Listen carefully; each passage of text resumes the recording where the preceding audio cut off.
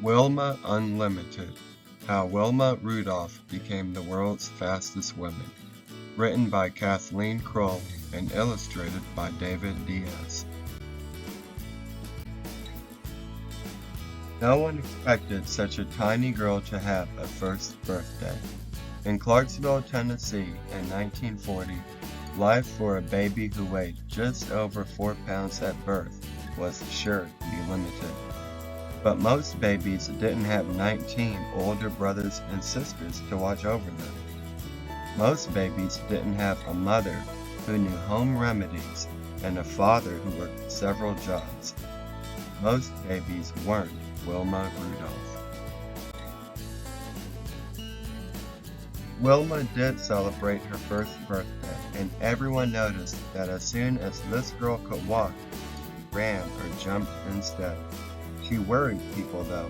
She was always so small and sickly. If a brother or sister had a cold, she got double pneumonia. If one of them had measles, Wilma got measles too, plus mumps and chickenpox. Her mother always nursed her at home. Doctors were a luxury for the Rudolph family. And anyway, only one doctor in Clarksville would treat black people. Just before Wilma turned 5, she got sicker than ever.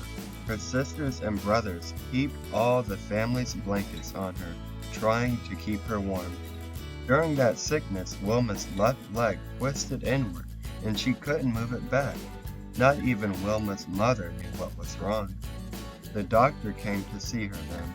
Besides scarlet fever, he said, Wilma had also been stricken with polio. In those days, most children who got polio either died or were permanently crippled. There was no cure. The news spread around Clarksville. Wilma, that lively girl, would never walk again. But Wilma kept moving any way she could. By hopping on one foot, she could get herself around the house, to the outhouse in the backyard, and even on Sundays to church. Wilma's mother urged her on. Miss Rudolph had plenty to do: cooking, cleaning, sewing patterned flour sacks into clothes for her children, now 22 in all. Yet twice every week, she and Wilma took the bus to the nearest hospital that would treat black patients, some 50 miles away in Nashville. They rode together in the back, the only place blacks were allowed to sit. Doctors and nurses at the hospital helped Wilma do exercises to make her paralyzed leg stronger. At home, Wilma practiced them constantly, even when it hurt. To Wilma, what hurt most was that the local school wouldn't let her attend because she couldn't walk. Tearful and lonely, she watched her brothers and sisters run off to school each day, leaving her behind. Finally, tired of crying all the time, she decided she had to fight back, somehow. Wilma worked so hard at her exercises that the doctors decided she was ready for a heavy steel brace. With the brace supporting her leg, she didn't have to hop anymore. School was possible at last. But it wasn't the happy place she had imagined. Her classmates made fun of her brace. During playground games, she could only sit on the sidelines, twitchy with impatience. She studied the other kids for hours, memorizing moves, watching the ball zoom through the rim of the bushel basket they used as a hoop. Wilma fought the sadness by doing more leg exercises. Her family always cheered her on, and Wilma did everything she could to keep them from worrying about her. At times, her leg really did seem to be getting stronger. Other times, it just hurt. One Sunday on her way to church, Wilma felt especially good. She and her family had always found strength in their faith, and church was Wilma's favorite place in the world. Everyone she knew would be there. talking and laughing, praying and singing. It would be just the place to try the bravest thing she had ever done. She hung back while people filled the old building. Standing alone, the sound of the hymns coloring the air, she unbuckled her heavy brace and set it by the church's front door. Taking a deep breath, she moved one foot in front of the other, her knees trembling violently. She took her mind off her knees by concentrating on taking another breath, and then another.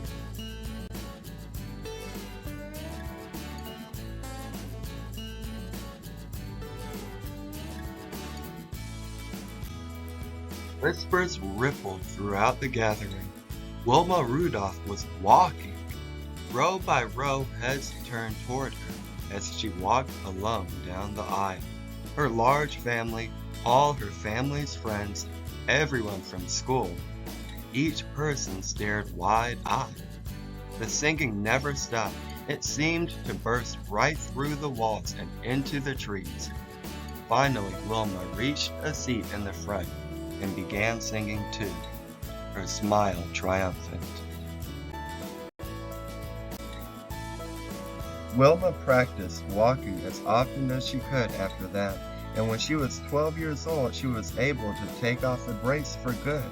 She and her mother realized she could get along without it, so one memorable day, they wrapped the hated brace in a box and mailed it back to the hospital.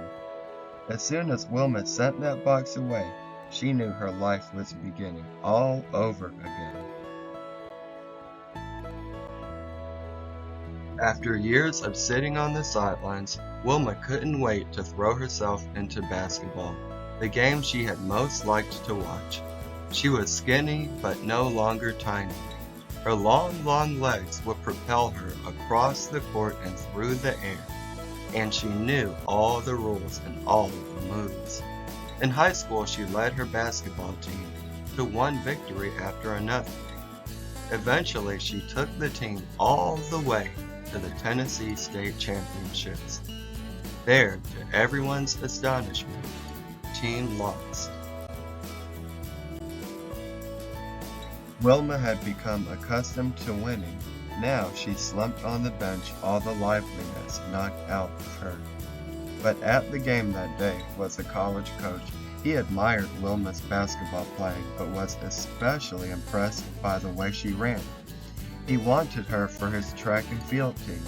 With his help, Wilma won a full athletic scholarship to Tennessee State University. She was the first member of her family to go to college.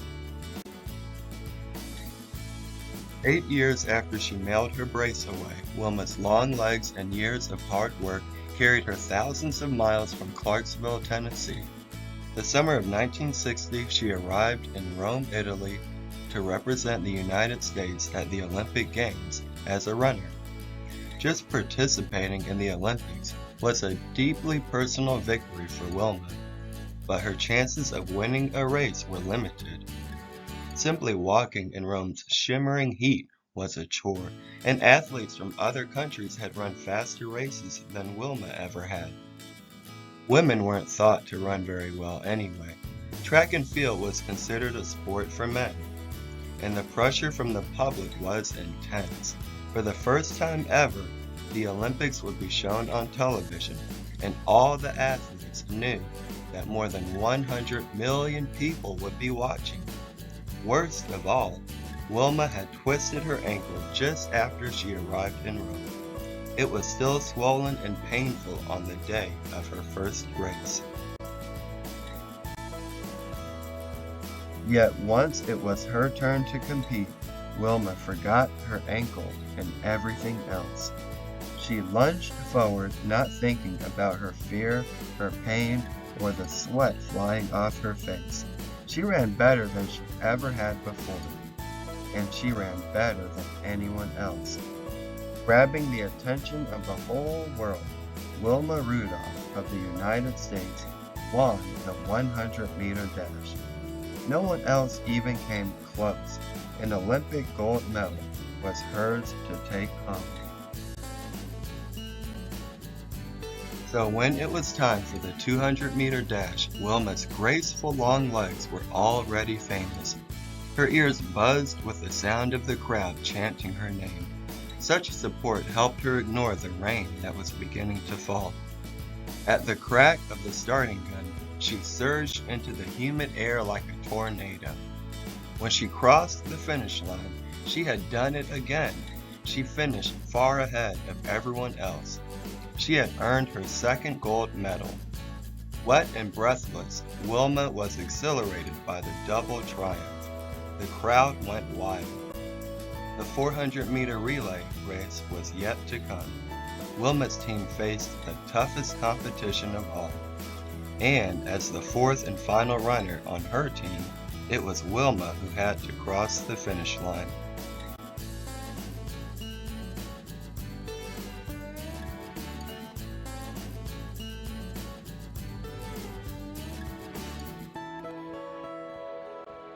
Wilma's teammates ran well, passed the baton smoothly, and kept the team in first place.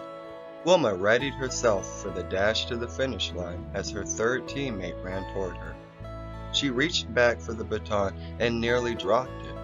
As she tried to recover from the fumble, two other runners sped past her. Wilma and her team were suddenly in third place. Ever since the day she had walked down the aisle at church, Wilma had known the power of concentration. Now, legs pumping, she put her mind to work. In a final electrifying burst of speed, she pulled ahead. By a fraction of a second, she was the first to blast across the finish line. The thundering cheers matched the thundering of her own heart. She had made history. She had won for an astounding third time. Wilma's teammates ran well, passed the baton smoothly, and kept the team in first place. Wilma readied herself for the dash to the finish line as her third teammate ran toward her. She reached back for the baton and nearly dropped it. As she tried to recover from the fumble, two other runners sped past her. Wilma and her team were suddenly in third place. Ever since the day she had walked down the aisle at church, Wilma had known the power of concentration. At her third narration that production, she put her mind to work. In a final electrifying burst of speed,